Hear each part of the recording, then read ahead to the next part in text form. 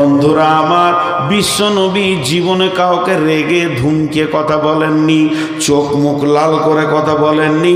একমাত্র কিয়ামতের দিনে হাউজে কাউসারের কাউন্টারে রেগে কথা বলবেন।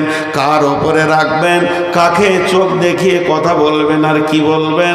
হাদিসে আছে, মুসলিম শরীফের হাদিসে আছে, সোহকান সোহকান লিমান গাইয়ারা মিন দীনি, সোহকান সোহকান লিমান বাদদালা মিন দীনি। দূর হয়ে যা, দূর হয়ে যা, তোর সাথে আমার কোনো সম্পর্ক নাই। আমি যে তোর নবী, তুই যে আমার উম্মত, এরকম কোনো সম্পর্ক তোর সাথে নাই। তোর সাথে আমার দিনের কোনো সম্পর্ক নাই। একবার বল, মাফলারটা খোল, আমারটা দেখ আর তোরটা দেখ। একবার দাঁড়িয়ে যা ড্রেসিং টেবিলের সামনে। আমি কোনোদিন নবী মুহাম্মদ হাত দিইনি, তুই গাল থেকে নামিয়েছিস। আমি ডান হাতে পান করেছি, তুই বাম হাতে পান করেছিস। অর্থাৎ রসুলের সুন্নতকে যে মেনে নিতে পারবে না, রসুলের সুন্নতকে যে একদম জিন্দেগিতে নিতে পারবে না, ওই লোক কোনোদিন হাজে কাউসারের পানি পাবে না।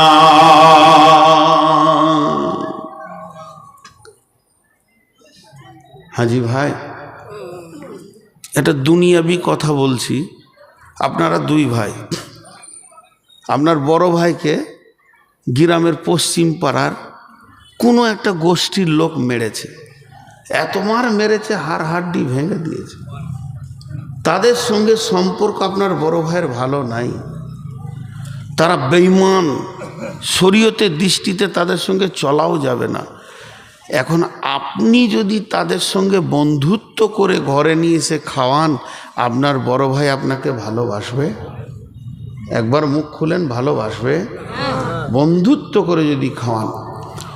রসুলের, ইসলামের আর আল্লাহর যতগুলো দুশ্মন পৃথিবীতে আছে, ইহুদি, নাসারা, মুশরিক, মুনাফিক, কাফের, ফাসেক, যতগুলি আছে, সব থেকে বড় রসুলের দুশ্মন হলো ইহুদি। কথাটা বোঝাতে পারলাম? আপনারা বলেন, বোঝাতে পারলাম?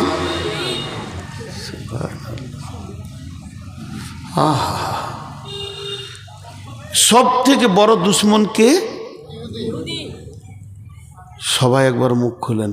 রসুলের সব থেকে বড় দুশ্মন কে? আর সেই ইহুদির পতাকা যদি আমার কাঁধে থাকে, আমার রসুল হাজে কাউসারের পানি দেবে?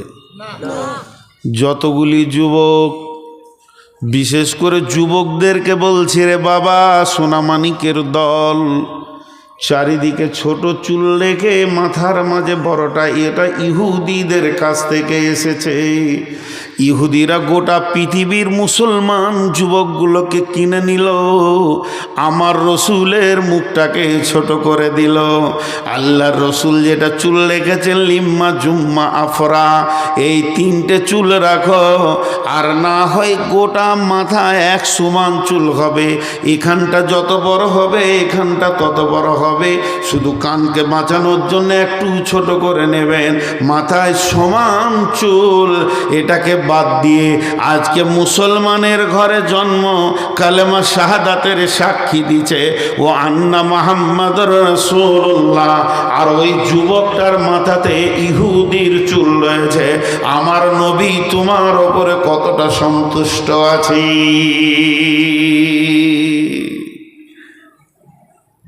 জি, পারবে কোনো যুবক কালকে মাথাটা নাড়া করে দিতে যে এ চুল রাখবো না, আমার রসুল নারাজ? পারবে না। তাহলে ও কাকে ভালোবাসছে? ইহুদিকে। ওর বক্তব্য, রসুল নারাজ হোক এতে কোনো যায় আসে না, কিন্তু ইহুদি যেন নারাজ না হয়ে যায়। ই হাজে কাউসারের পানি পাবে? ঠিক করে বলেন, একে হাজে কাউসারের পানি দেবে? কাকে দেবে? খোরাইনকে দেবে আল্লাহ রসুল। একটা যুবক ছিল মক্কার, মদিনার, ও লম্বা চুল রেখেছে আর পায়ের টাকনো নিচে কাপড় পরতো, মানে মাস্তান হয়ে গেছে নিজে নিজেই। ওর নাম হচ্ছে খোরাইন। আল্লাহ রসুল মসজিদে নববীর ভিতরে বসে, পবিত্র জায়গাতে বসে, মদিনার কোন কোন ছেলেটা ভালো আলোচনা করতে করতে খোরাইমের নামটা এসেছে। নবীজি বলছেন, নি'মার রাজুলু খোরাইমান, যত ভালো ছেলে আছে ওই ভালো ছেলের লিস্টে পড়ে গেছে খোরাইম। এর মতো সুন্দর, এর মতো নম্র, এর মতো ভদ্র, এর মতো আখলাকওয়ালা ছেলে আর মদিনার বুকে নাই, খুব কম। তবে খোরাইমের দুইখানা খারাপই রয়েছে, একটা টাকনুর নিচে কাপড়, আর একটা হলো মাথায় লম্বা লম্বা চুল। কেউ শুনেছে সাহাবীদের ভিতরে খোরাইমের সঙ্গে দেখা? এই খোরাইম শোন শোন শোন, আল্লাহ রসুল তোকে ভালো ছেলে বলেছে রে, ঠিক নাকি? ওর কলজে ফুলে একদম আর জায়গা হয়েছে না। মসজিদে নববীতে বসে আলোচনা করেছে যে খোরাইম হলো মদিনার মধ্যে ভালো ছেলে। তো খুশিতে আরও থাকতে পারছে না, আমি ভালো, রসুল বলেছে বলে হ্যাঁ।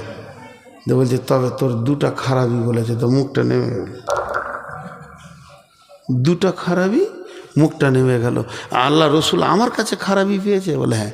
1 নম্বর তোর চুলটা লম্বা, 2 নম্বর তোর টাকনুর নিচে পায়জামা, এটা নয়ার নবী মানতে পারেনি। খোরাইম মুখটা ছোট করে সোজা বাড়ি গেল, নাপিতের কাছে গেল না, টেলার্সে গেল না, দর্জির কাছে, নিজেই একটা চাকুকে কাঁচিকে ধরে চুলকে ধরছে আর কাটছে আর বলছে ওরে বেঈমান চুল রে, তোর জন্য আমার রসুল নারাজ হয়ে গেছে, তোকে আমি আর 1 সেকেন্ডে রাখবো না। পায়জামাটাকে চাকু করে ফেলে দিয়ে এতটা কেটে ছুঁড়ে ফেলে দিয়ে বলছে তোকে আমি কেটে দিতে পারবো, কিন্তু আমার রসুলকে নারাজ করতে পারবো না। ওই খোরাইমকে বিশ্ব নবী ডেকে বলবে আয় আয় পানি পান করে যা। যতগুলো মুসলমানের ঘরের যুবক আছেন বলেন কালকে চেঁচে নাড়া করতে পারবেন? এ চুলের গুষ্টি বেঁচে খাই, আমার রসুল নারাজ, আমি এ চুল রাখবো না, পারবে না, বরং ওই মাস্তানি রাখবে। বলেন এই কি রসুলকে ভালোবাসে না এই কিয়ামতের দিন আনন্দ করবে, কাঁদবে?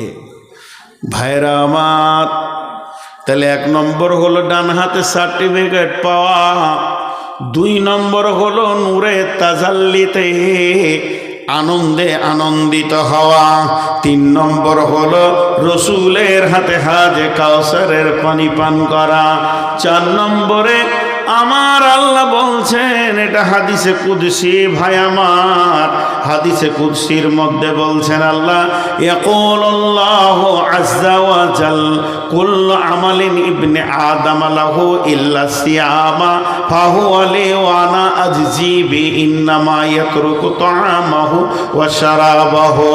আমার আল্লাহ বলছেন যতগুলি আমল ইবনে আদম করে, মানুষের আদমের সন্তানরা পৃথিবীতে যত আমল করে তার মধ্যে একটা আমল করে, তার নাম হলো সিয়াম বা রমজান। রমজানের রোজা রাখে, যারা রাখে তারা আমার জন্য রাখে, আর তাদের বদলা হলাম আমি নিজেই, তাদের বদলা হলাম কঠিন কিয়ামতের দিনে। তাদেরকে আমি বলবো রে রোজাদার আয়, তোদের বদলা চলে এসেছে, তোরা তোদের বদলাকে গ্রহণ করে নে। কারণ তারা খাওয়া পান করা ছেড়েছে শুধু আমার জন্যে। তোমায় ভালোবাসি আল্লাহ, তোমায় ভালোবাসি, তোমায় ভালোবাসি বলে তোমার কাছে আসি। সকালে আসি, দুপুরে আসি, বৈকালে আসি, আর সন্ধ্যায় আসি, রাত্রে আসি, আসি পঞ্চবার। তোমায় ভালোবাসি আল্লাহ, তোমায় ভালোবাসি, তোমায় ভালোবাসি বলে তোমার কাছে আসি। শকতিসে সন্তোষিতে ভরা একটি মাস, উষা হতে নিশাবতী করে উপবাস। তোমায় ভালোবাসি আল্লাহ, তোমায় ভালোবাসি, তোমায় ভালোবাসি বলে তোমার কাছে আসি। ধরেলেন এখানে যদি ছেলেগুলোকে বলা হয় মাদ্রাসার বাবা, কেউ যদি আম্মা পড়াটা মুখস্থ শুনিয়ে দাও, এই কোরআনটা দেওয়া যাবে। কেউ যদি 29 পারা শুনিয়ে দাও, এই কোরআনটা দেওয়া যাবে।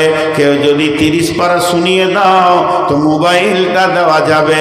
এইভাবে প্রাইজ বলা হচ্ছে।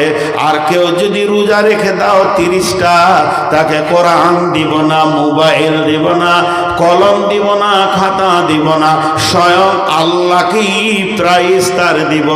এর থেকে বড় প্রাইজ আর হতে পারে না যে আল্লাহকে পাবে। এখন দুনিয়াবি 5খানা কেসের আপনি আসামি। আজকে হলো কয় তারিখ? আজকে আপনার কিনা 26-25 তারিখ। 25 তারিখ হয়ে গেছে, 26 তারিখ ঢুকে গেল। আজকে আপনার কিনা সামনে মাসে 30 তারিখে আপনার কোর্টে ফাইসালা আছে। আপনি মার্ডার কেসের, রেপ কেসের, চুরি অপহরণ কেসের আসামি। কিন্তু যে জজ আপনার বিচার করবে, পৃথিবীর সেরা জজ সুপ্রিম পাওয়ারে আছে, তার উপরে প্রধানমন্ত্রীও কিছু করতে পারবে না। কিন্তু বিচারের ফয়সালার আগে ওই জজ যদি আপনার বাড়ি বেড়াতে আসে, কেমন মজা হবে, বিচারটা হালকা করে নেওয়া যাবে। তেমনি কিয়ামতের মাঠে আল্লাহ একাই বিচার করবেন, কারও প্রয়োজন নাই। ওয়াকুদিয়া বাইনাহুম বিল হাক্কি ওয়া হুম লা ইউযলামুন। আল্লাহ বলছেন আমি বাদী বিবাদের মধ্যে বিচার করব, আমি কারো উপরে কোনো জুলুম করব না। তো সেই রকম রব বিচারের আগে বলবে, হাসরবাসী ও রোজাদারের দল, আমি তোমাদের মোলাকাতে এসেছি। তোমরা আমার ভয়ে খাওনি, পান করনি, অতএব তোমাদের বদলা এসে গেছে।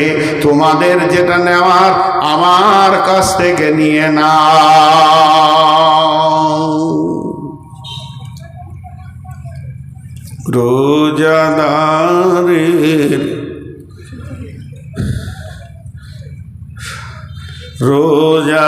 রোজাদারের দুইটি খুশি, একটি খুশি ইফতারে, অপরটি হয় আল্লাহর দিদার রোজ হাসরের প্রান্তরে।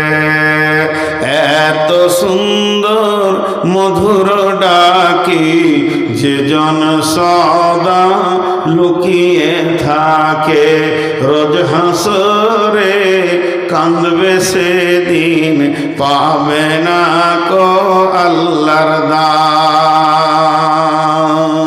ইসলামেরই সওদানি আসছে ধারায় রমজান, ভোরের আগে নিয়ত বন্ধ, ভুল করো না মুসলমান।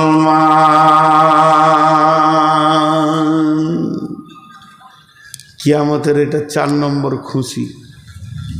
আর একটা আছে, পুরো একটাতে ছাড়বো ইনশাল্লাহ। আপনারা এতগুলি লোক বসে আছেন, আমার সত্য কথা বলতে আব্দুস সবুর সাহেব আমার আগের বক্তা, কোন যুগের বক্তা গো, আমরা যখন নুহমির পড়তাম তো চুরি করে ওর জালসা শুনতে গেছি। ভবানীপুর মাদ্রাসায় কে আসবে না, সইবুর আসবে। তো মাদ্রাসা থেকে আমাদেরকে হেডমাস্টার বলছে একজনও যাবি না জালসা শুনতে, সামনে পরীক্ষা। চুরি করে বাঁশের ঝোড়ে ঝোড়ে গিয়ে জালসা শুনে এসছি। তো সেই যুগের বক্তা চলছে তো চলছি, ও যে কী মাল দিয়ে আল্লাহকে বানিয়েছে ওই জানার, আল্লাহ জানে। মাথা হিলিয়ে যেতে চলে যেতে। পণ্ডিত মানুষ, ভালোবাসি, উনিও আমাকে ভালোবাসুন। কিন্তু দেখেন আমরা অল্প দিনে রুগী হয়ে গেলাম। অল্প দিনে রুগী হওয়ার কারণ, আমি যতদিন জালসা করছি আমার মনে নাই যে আমি কোনো দিন প্রথম পেয়েছি, মনে নাই, হয়তো 1-8 বার পেয়েছি। যতবার পেয়েছি সেই শেষে। আর ওর আল্লাহর রহমতে 9টা পার হবে না, স্টেজে বসে যাবে, সলিড ঘুমটা মারে। আর আমি সলিড ঘুম থেকে জেগে থাকি। তো এই জালসাগুলোকে তওবা করব, শুধু এই বছর নয়, 2-3টে জিনিস নিয়ত করেছি যদি কেউ বলে যে রাত 9টার পর স্টেজে উঠতে হবে, ইনশাল্লাহ ওই জালসায় যাব না। আর ইউটিউবার যে জালসায় থাকবে ওই জালসায় যাব না। মানে এদের কার নিতে পারছি না, মানে আমার মাথা বিগার নিয়ে নিচ্ছে আর কি।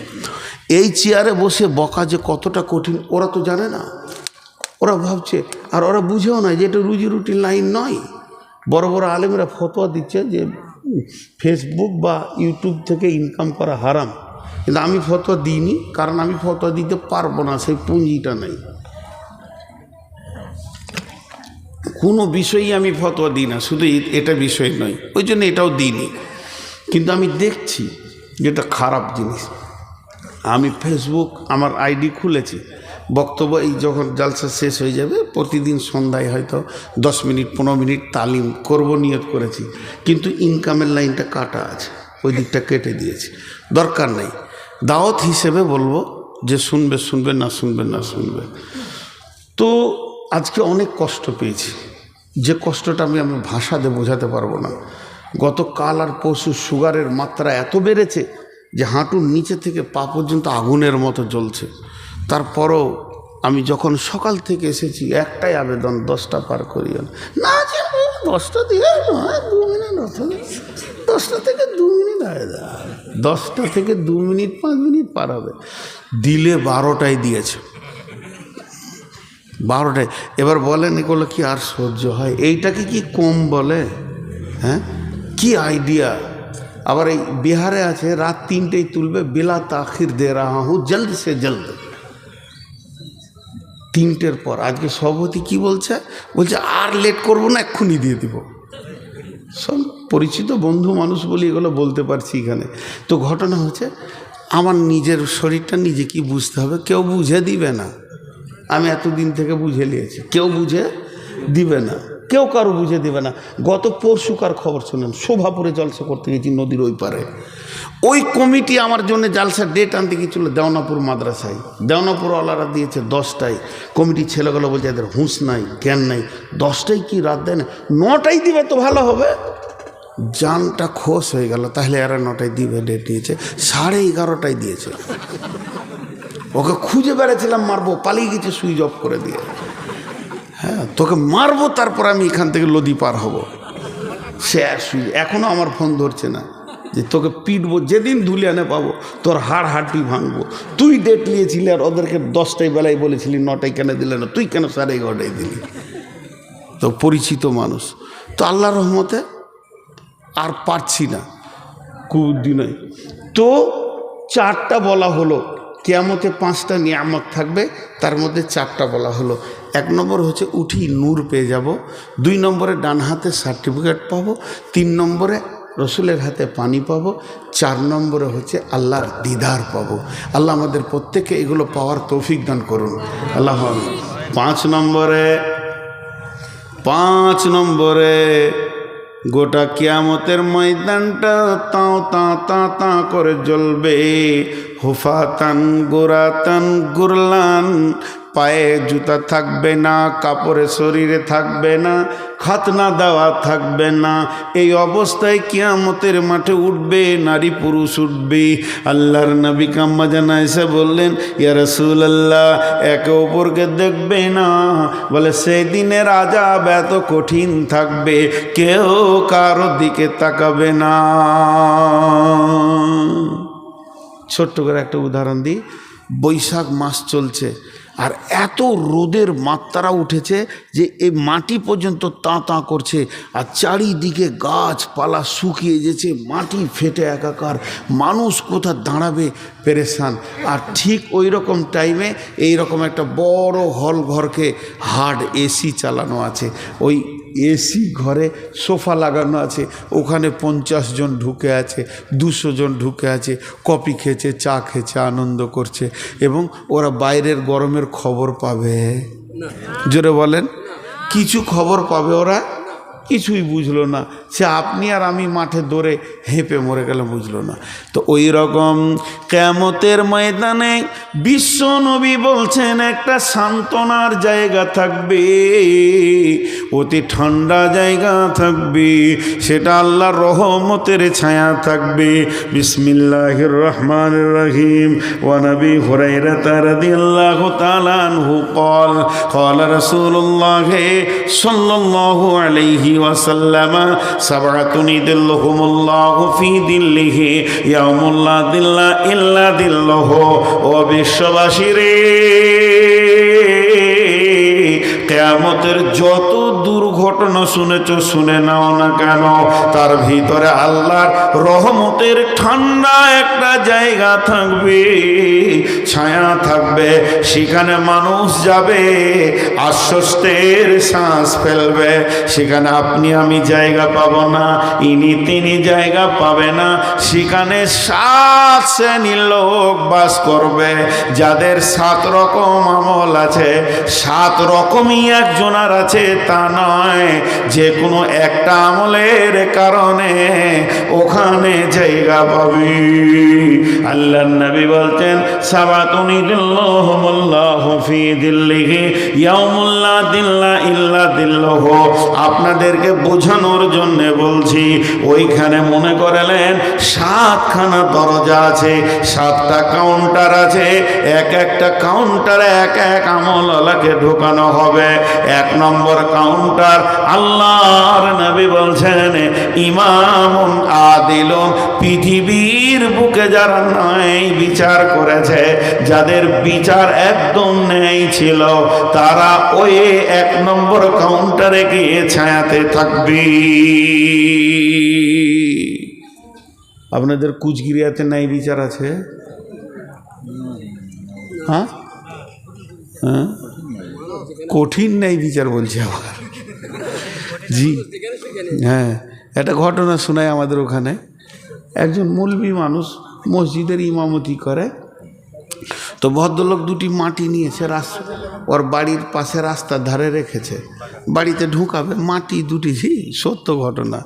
দিয়ে একটা ছোট ছেলে সাইকেল নিয়ে গিয়েছিল, আর একটা মাস্তান মোটর সাইকেল নিয়ে আসছিল। ওই মাটিতে ছেলেটা সাইকেলটা উঠে গেছে, মানে তাড়াহুড়ো করে ওইদিকে মোটর সাইকেলে লেগে ছেঁচড়া ছেঁচড়ি হয়ে পড়ে গেছে দুজনে। সন্ধ্যার সময় বিচার বসেছে পার্টিতে, বলছে সাইকেলওয়ালাকে ডাক। তোর কী হলো? বলো হাঁটু ছিঁড়ে গেছে, সাইকেল ভেঙে গেছে। ওই মোটর সাইকেলওয়ালাকে ডাক, তুই অত জোর চালাবি কেন? তো ওরা যারা বিচারক, ওরা দেখছে যে কাছাড় খেয়েছে উও তৃণমূলের, আর যেটা মোটর সাইকেল মেরেছে উইও তৃণমূলের। এবার কি করবি? তখন বলছে মৌলবি সাহেবকে ডাক, মানে ওটা কংগ্রেস। হ্যাঁ, মাটি ফেললে কেন? জরিমানা তোমাকেই লাগবে। কি ন্যায় বিচার! এরকম ন্যায় বিচার পৃথিবীতে আর হয় না। আল্লাহ তাবারাক ওয়া তাআলা বলছেন ওয়াইদা কুলতুম ফাদিলু ওয়ালাউ কানা যা কুরবা, যখন তুমি বিচারে বসবে, সাক্ষী দেবে, তো ন্যায় কথা বলবে, যদিও তোমার নিকট আত্মীয় হয়, অন্যায় বিচার করবে না। একজন বাদশা হরিণ শিকার করতে গেছে জঙ্গলে, এরকম করে হরিণকে তীরটাকে রেডি করেছে, চারাত করে তীরটা যখনই ছেড়ে দিয়েছে, হরিণটা লাফিয়ে উঠেছে, হরিণকার তীরটা পেল না। একদম ফাঁকা গিয়ে নদীর ধারে এক বিধবা কাপড় সাফ করছিল, তার একমাত্র বেটা, তাকেই পেটে রেখে স্বামীকে হারিয়েছে। তিলে তিলে বেটাটা 10-12 বছরের হয়েছে, তারই কানে তীরটা লেগে গেল, স্পটেই মারা গেল। বিধবা তখন কোলের বাচ্চাটাকে নিয়ে কাজীর দরবারে হাজির হলো। কাজী নামদার, বাদশা আমার ছেলেকে মেরে দিয়েছে, আমি বিচার চাই। কাজী বলছে বাদশাকে ডাকো। বাদশাকে তলব করা হলো। বিধবা এক কাঠ গোড়ায় উঠেছে, সামনে লাশ পড়ে আছে। এবার কাজী বিচার করবে। বলে এই বাদশাহ বলে হ্যাঁ, যার অধীনস্থে কাজী চাকরি করে ওই রকম বাদশাহকে কাঠগোড়ায় তোলা হয়েছে। বাদশাহ তীরটাকে রেডি করলো, কাজীর দিকে রেডি করে আছে। কাজী তখন বলছে বাদশাহ আপনি কি এর ছেলেকে মেরেছেন? বলে হ্যাঁ, আমার তীরেই মরেছে। তখন বললে প্রহরী, কাজী প্রহরী, তুমি বাদশার পেছনে হাতটাকে বেঁধে দাও, জাল্লাদকে ডাকো, মাথা কেটে ফেলে দিতে হবে, কতলের পরিবর্তে কতল, এখানে কোনো রকম অন্যায় বিচার করা যাবে না। তখন বাদশাহ এমনি করে তীরটাকে মানে আপনার কাজীর দিকে রেডি করেছিল, আস্তে আস্তে তীরটা নামিয়ে দিল। যে বাদশাহ বলছে, কাজী আমি তীরটা তোমার দিকে কেন ধরেছিলাম জানো? তুমি যদি আমাকে বাদশাহ মনে করে অন্যায় বিচার করতে তো প্রথমেই তোমাকে দুনিয়া থেকে সরিয়ে দিতাম। এই রকম বেঈমান কাজী আমার রাজ্যে আমি রাখবো না। আমি মরে যাব তাও ভালো, কিন্তু ন্যায় বিচার আমি দেখে যাব। তুমি আজকে ন্যায় বিচার করেছো বলি বেঁচে গেছো। জাল্লাদ এসে বাদশার পেছনে হাত বেঁধে দিল। এবার তলোয়ারকে বের করেছে। খুনিকে আর বিবাদের মা মানে যে মরে গেছে তার মায়ের সামনেই সাজা দেখিয়ে দেওয়া হবে। এমন সময় বিধবা বলছেন, কাজী সাহেব একটা কথা বলার আমার অবকাশ আছে কি? বলে কি? বলে এরকম একটা আদর্শবান বাদশাকে মেরে না দিয়ে বাঁচানোর কোনো রাস্তা আছে কি? কাজী সাহেব বলছে কোনো রাস্তা নাই, ওকে এক্ষুনি পৃথিবী থেকে চলে যেতে হবে। শুধু বাঁচাইতে যদি পারে একমাত্র একজন পারবে, সেটা আপনিই পারবেন। যেহেতু সন্তান আপনার, খুনেকে যদি আপনি মাফ করে দেন তবেই বাদশা বাঁচবে, নচেত আমার আইনের কাঠগড়ায় ওকে বাঁচানো যাবে না। তখন বিধবা বলল, আমি বাদশাকে মাফ করে দিলাম। জাল্লাদ হাতটা খুলে দিল, বিধবাকে জড়িয়ে ধরে বাদশা বলল, মা একটা সন্তান তো মারা গেছে, আমাকে কি সন্তান বলে মনে করা যায় না? তাই যদি যাই তুমি আমার ঘরে থেকে যাও, আর তোমার সন্তানের প্রয়োজন হবে না। অতএব বন্ধু, আল্লাহর নবী বলছেন তুমি ওই এসিতে সময়টাকে কাটাতে চাও কিয়ামতের দিনে, সমস্ত কিয়ামতবাসী ত্রাহি ত্রাহি করবে, নাফসি নাফসি করবে, তারই ভিতরে ওই রহমতের ছায়াতে যারা থাকবে আনন্দে তাদের দিন চলে যাবে, তারা কিয়ামতের অনুপরিমাণ কষ্ট বুঝবে না। সেটাকে ন্যায় বিচার করনে ওয়ালা। নাম্বার 2, শাবুন নাশা ফি ইবাদাতিল্লাহ, ওই যুবক যে যৌবন কালটা আল্লাহর ইবাদতে কাটিয়েছে। আল্লাহর ইবাদত অনেক রকম আছে। যুবকরা যদি একটু ইচ্ছা করে নফল ইবাদত যে কত করতে পাবে। জেনা করা কাবিরা গোনা, জেনা করা যত গুনাহ, বিবির সাথে মিলা অতটাই নেকি। জি, এই দিকটা যেমন গোনা ওই দিকটা তেমনি নেকি। একটা 80 বছরের বুড়ো বৃদ্ধ, 80 বছরের বৃদ্ধা সারা রাত জেগে সুবহানাল্লাহ সুবহানাল্লাহ সুবহানাল্লাহ আলহামদুলিল্লাহ বলে যে নেকিটা পাবে, একটি যুবক আর যুবতী দুইজন স্বামী স্ত্রী হালাল যদি সারা রাত মহব্বতের সঙ্গে গলা ধরে সময় কাটিয়ে দিতে পারে, নফল ইবাদতের নেকি পাবে। যে রাত্রিটা স্বামী স্ত্রী মহব্বতে কেটে যায়, ওই রাতটা নফল ইবাদতে গণ্য হয়। বিশ্বনবী বলছেন, শাবুন নাশা ফি ইবাদাতিল্লাহ, ওই যুবক ওই যুবতী যে আল্লাহর ইবাদতে সময়কে ব্যয় করেছে, তারা আরশের ছায়ায়, রহমতের ছায়ায় দ্বিতীয় কাউন্টারের প্যাসেঞ্জার। নাম্বার 3, ওয়ারাজুলুন কালবুহু মুআল্লাকুন ফিল মাসাজিদি, ওই যুবক যার দিলটা মসজিদে পড়ে আছে, ওই ব্যক্তি যারা দুনিয়া ঘুরছে, মার্কেটে ঘুরছে, হাটে বাজারে ঘাটে মাঠে যেখানেই যায় না কেন, মসজিদের তার দিলটা টাঙ্গা আছে। আজান হয়ে গেল নাকি মসজিদে যেতে হবে নাকি, সবসময় যেন মসজিদে যাওয়ার জন্য পেরেশান আছে। ওই লোকটা 3 নম্বর কাউন্টারে ঢুকবে। যারা মসজিদকে ভালোবাসে, পৃথিবীর মানুষ আমরা মসজিদকে চিনলাম না, আমরা মসজিদ মসজিদে ঢুকি কিন্তু দিলটা মার্কেটে টাঙা আছে, দোকানে মাঠে ঘাটে টাঙা আছে। আল্লাহ রসুল এটা কি চেঞ্জ করতে বলছে? তুমি মাঠে ঘাটে মার্কেটে থাকো কিন্তু মসজিদে তোমার দিলটা টাঙা থাকবে।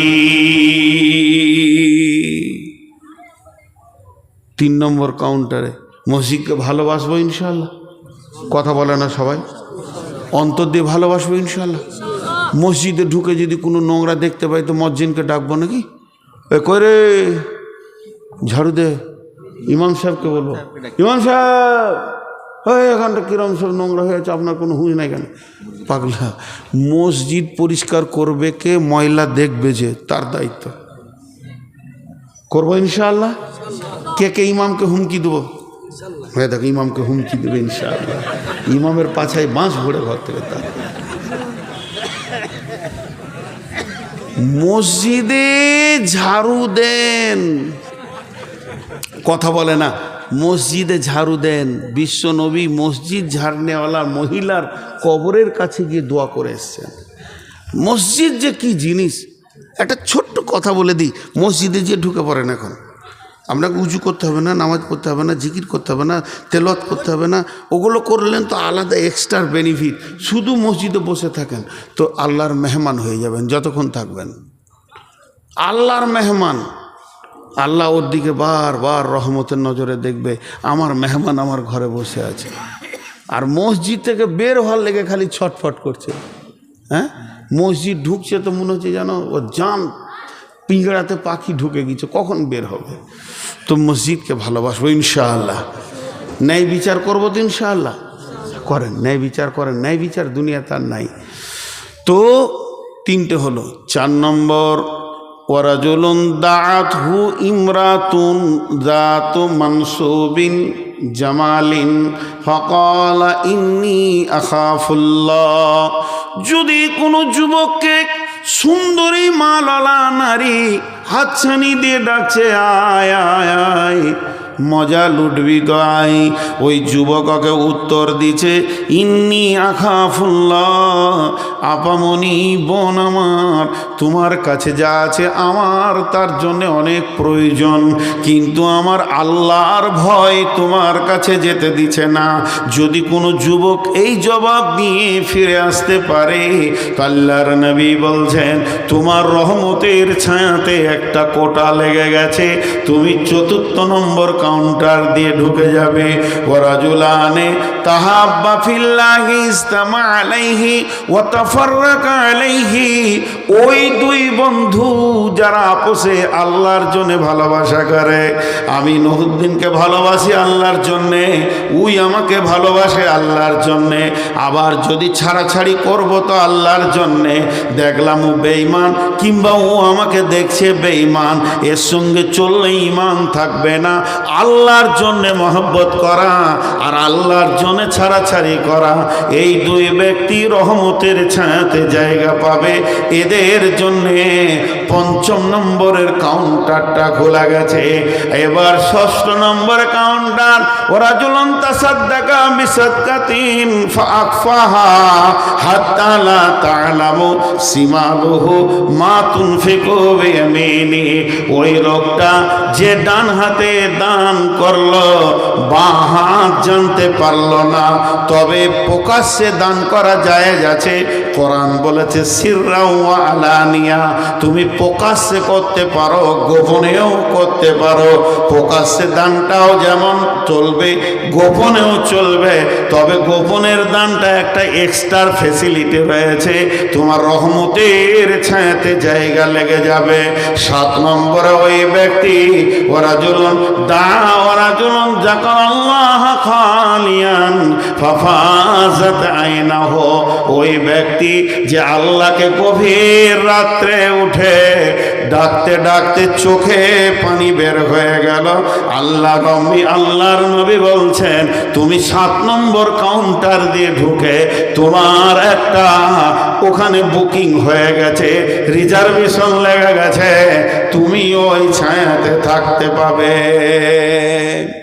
আজকের বক্তব্যের বিষয় ছিল কিয়ামতের মাঠে আনন্দ। 1 নম্বর নূরের তাজাল্লিতে আনন্দ, 2 নম্বর আনন্দ ডান হাতে সার্টিফিকেট নিয়ে, 3 নম্বর আনন্দ হলো রসুলের হাতে পানি পান করে, 4 নম্বর আনন্দ হলো আল্লাহর সঙ্গে মোলাকাত হবে রোজাতে, রোজা রাখনেওয়ালা, আর 5 নম্বর হলো যে রহমতের ছায়াতে থাকবে। এবার রহমতের ছায়াতে যে কোটা থাকবে 7টা। 1 নম্বর হলো ন্যায় বিচারক, 2 নম্বর হলো যৌবনকালের ইবাদত, 3 নম্বর যার দিল মসজিদে টাঙা থাকবে, 4 নম্বর যে মহিলাকে বা মহিলা পুরুষকে জবাব দিবে আল্লাহর ভয়ে তোমার কাছে যেছি না, 5 নম্বর হলো 2 জনের মধ্যে মহব্বত হবে আল্লাহর জন্যে, ছাড়াছাড়ি হবে আল্লাহর জন্যে, 6 নম্বরে ডান হাতে ডান করবে, বাঁ হাত জানবে না, আর 7 নম্বর গভীর রাত্রে আল্লাহর ভয়ে চোখের পানি যে ফেলবে। এটা একটা আনন্দ। অতএব কিয়ামতের মাঠটা খালি কঠিন নয়, আনন্দের দিন। আমল করতে পারলেই হবে। যতটি লোক বসে আছেন আল্লাহকে সাক্ষী রেখে বলছি, মানুষকে সাক্ষী রেখে নয়, আল্লাহকে সাক্ষী রেখে, স্বয়ং আল্লাহকে। যদি আল্লাহর প্রতি বিশ্বাস থাকে তো উঠবেন না। আর আমি আপনাদের জন্যে মজলিস ভাঙার দোয়াটা পড়ছি, কিন্তু দোয়া পড়ার আগে একটা কথা বলছি, যতজন আছেন স্টেজে একবার হাতটা রেখে যাবেন, আর নাহলে একটা টেবিল নামিয়ে দাও ওদেরকে, ওই টেবিলটা ওইখানে দিয়ে দাও, ওই টেবিলে হাতটা রেখে যাবেন। কে রাখবেন না তিনি হাত তুলেন, এইখানে এইখানে এই সামনে। যিনি রাখবেন না উনি হাত তুলেন। দাঁড়ান আমি দোয়াটা পড়ি, নাহলে মজলিসটা ভেঙে যাবে, আর বসানো যাবে না। না এখানে ক্যামেরা আছে, আসতে পারবেন, ওইখানে দাও। আমি একটা কথা বলি, দোয়াটা পড়ি, এখন উঠিয়েন না।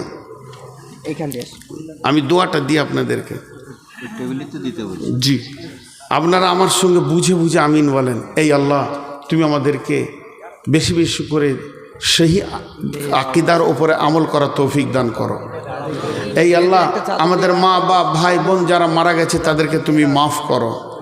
এই আল্লাহ, সন্ধ্যা থেকে নিয়ে যা কিছু শুনলাম সব আমাদেরকে তুমি আমল করার তৌফিক দাও। এ আল্লাহ, কঠিন কিয়ামতের মাঠে যে নিয়ামতগুলি তুমি রেখেছো এগুলোকে পাওয়ার মতো তৌফিক দাও। আল্লাহ, তুমি আমাদের উপরে রাজি হয়ে যাও। মা বোনেরা আপনারাও চাদরে দেবেন। আল্লাহ, যারা দান করেছেন, করছেন, করবেন, সকলের দান তুমি কবুল করে নাও।